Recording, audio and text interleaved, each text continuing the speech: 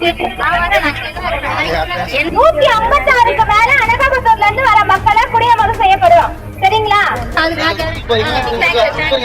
உங்க பேச்சு நம்பி நாங்க அது இல்லாம என்ன பிரச்சனையும்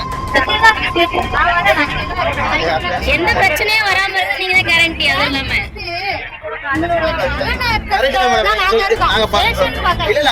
தங்கியிருந்த வீடும் இடிக்கப்பட்டாச்சு. மாற்று வீடுகளுக்குள்ள உடனே குடிபுகுவதிலும் இழுபறி. பண்டம் பாத்திரங்களோடு நள்ளிரவில் தவித்து நின்ற 40 குடும்பங்கள்.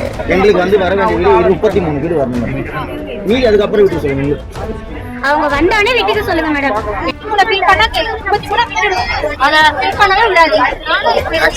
இரவென்றும் பாராமல் உடனே வந்து சமரசம் பேசி சமாதானம் செய்து வழிகாட்டிய பெண் சிங்கங்கள்.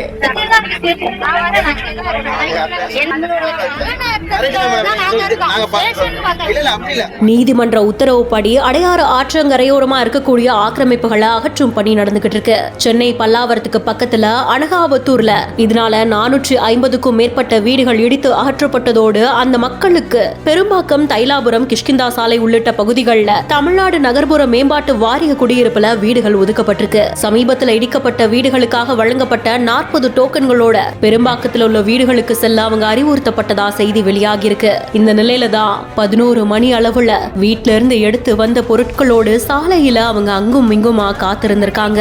ஏற்கனவே அங்க இருந்த மக்கள் அவங்களுடைய பகுதியிலிருந்து இன்னும் 33 குடும்பங்கள் வர வேண்டி இருக்கு. அதனால அனகாபுத்தூர்ல இருந்து வந்த மக்களுக்கு எங்களால அனுமதி கொடுக்க முடியாதுன்ற மாதிரி வாக்குவாதத்தில் ஈடுபட்டதா கூறப்படுது. இது தொடர்ந்து காவல்துறைக்கு தகவல் கொடுக்கப்பட்ட உடனே பெண் உதவி ஆய்வாளர் யோகலட்சுமி மற்றும் போலீசார்கள் இரு தரப்பினரோட பேச்சுவார்த்தையில ஈடுபட்டு அதுக்கப்புறம் ஒரு பிளாக் ஒதுக்கப்பட்டு வீடுகள் வழங்கப்பட்டது. மேலும் 12 மணிக்கு மேல அனகாபுத்தூர்ல இருந்து வந்த மக்கள் குடியேற துவங்கியதா கூறப்படுது.